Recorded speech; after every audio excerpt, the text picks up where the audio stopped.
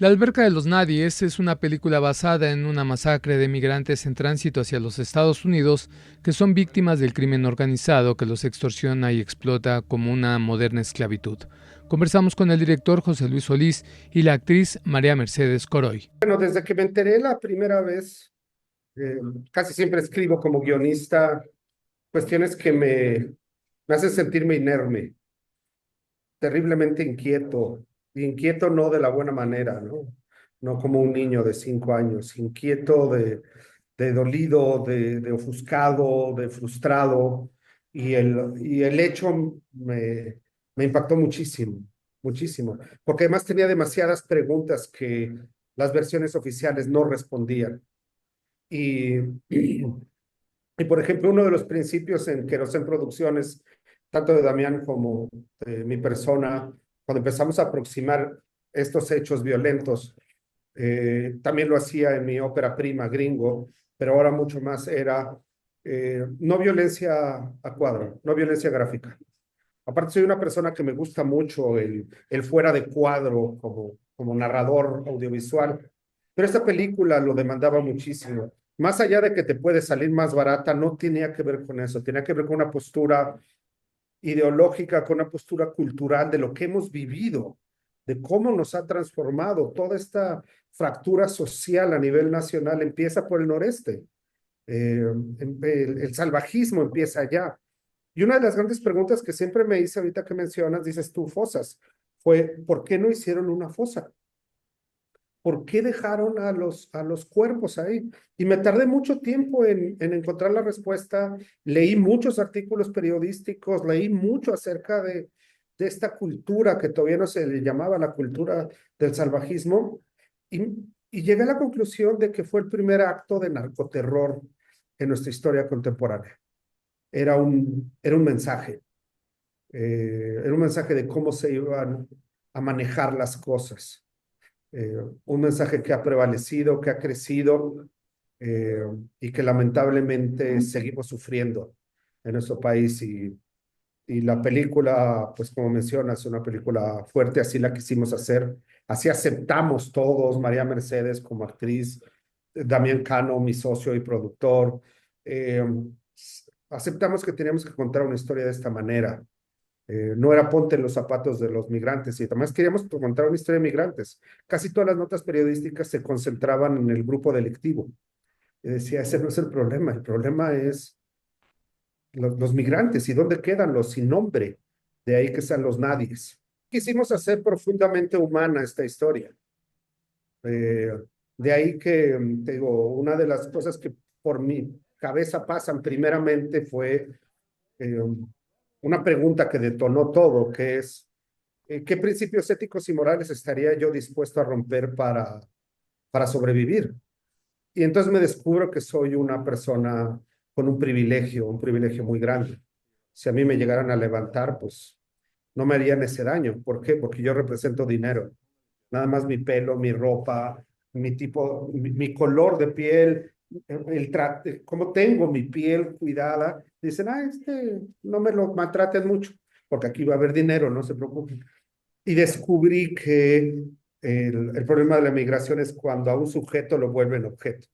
Cuando ese sujeto se le priva de su identidad, de su cultura, de su espiritualidad, de su humanidad, entonces lo convierten en objeto. Y un objeto, si no tiene un oso, es desechable.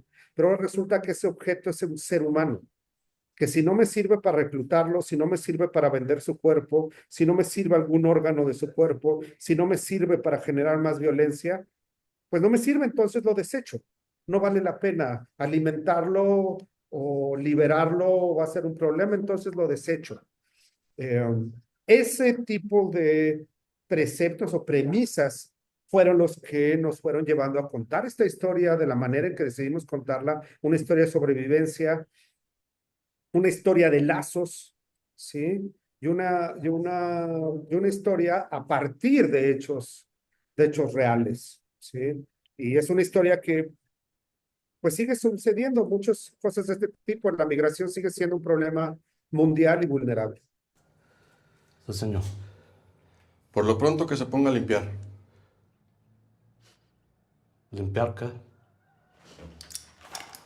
La trabajamos con la coaching Morena González, como 2 semanas antes de grabación, eh, de ir desarrollando la historia, la biografía y abrir estas ventanas del personaje y ir indagando en ella, pero sobre todo también que había un dato muy importante para mí en lo personal. Yo venía de hacer entrevistas en Guatemala, en el altiplano, con personas que han retornado o familiares de migrantes. Entonces he tenido, traía yo ya una historia muy fuerte, he convivido con muchos en el altiplano de Guatemala y llegar a casa, encontrarme con el guión de la alberca, para mí fue muy impactante, fue un shock porque yo venía todavía con las emociones de todas las historias que yo recopilé en estas entrevistas que yo realicé en su momento. Y me encuentro con esto, para mí fue muy fuerte, muy duro. Me sentí tan sensible, tan vulnerable a esta historia, ¿no? Entonces, recrearla, concebirla desde este personaje es guatemalteca, ella ya sufrió un desplazamiento por conflicto armado interno en Guatemala y volver a tener esta trayectoria de migrar a otro país, son como heridas que siguen resurgiendo y cada vez más fuerte y, y a la vez con una fortaleza enorme, ¿no? A la vez frágil, a la vez muy sensible ante todo, pero con una fortaleza increíble. Y creo que el personaje Anayeli está eh, en un momento muy decisivo, ¿no? Eh, y va contra sus principios, valores morales y éticos y humanos al tomar esta decisión, ¿no? Y decir, ¿es esta persona o soy yo y mi bebé? Porque es por doble, ¿no? Partida doble. Y creo que es en el momento y en el punto en donde todos nosotros los seres humanos vivimos. Es una realidad.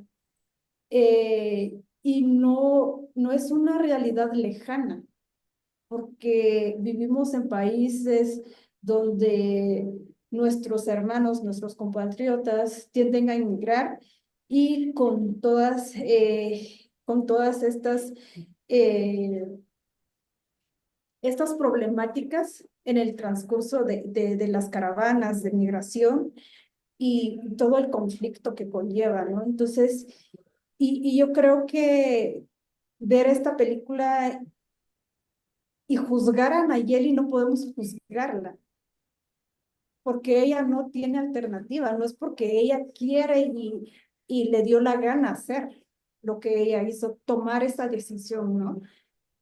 Es más de no sé qué hacer, no tengo salida, ni puedo voltear hacia atrás, ni puedo ir hacia adelante como si nada.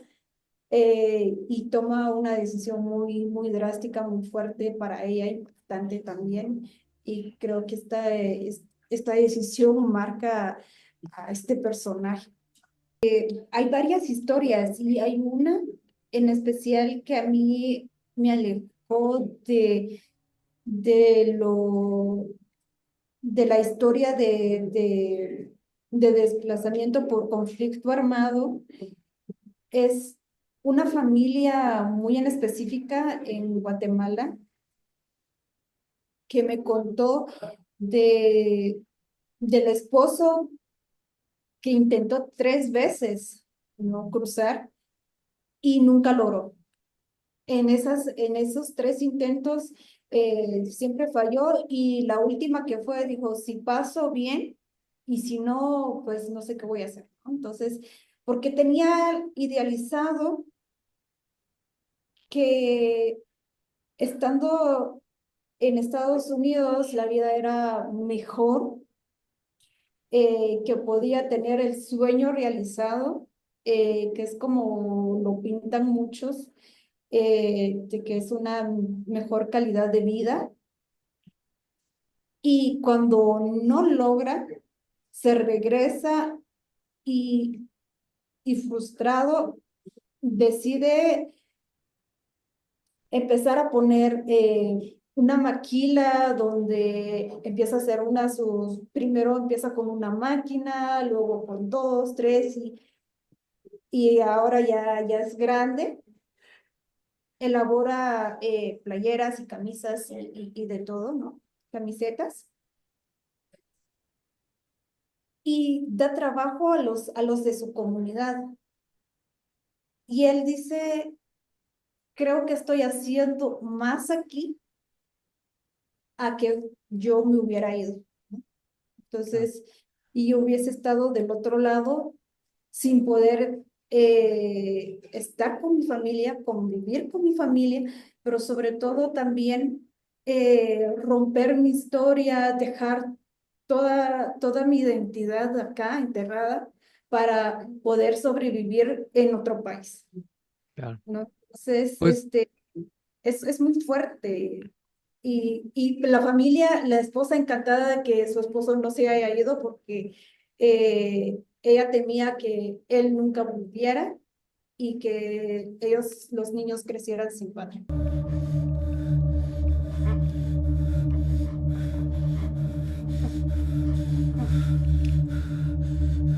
Órale, putito.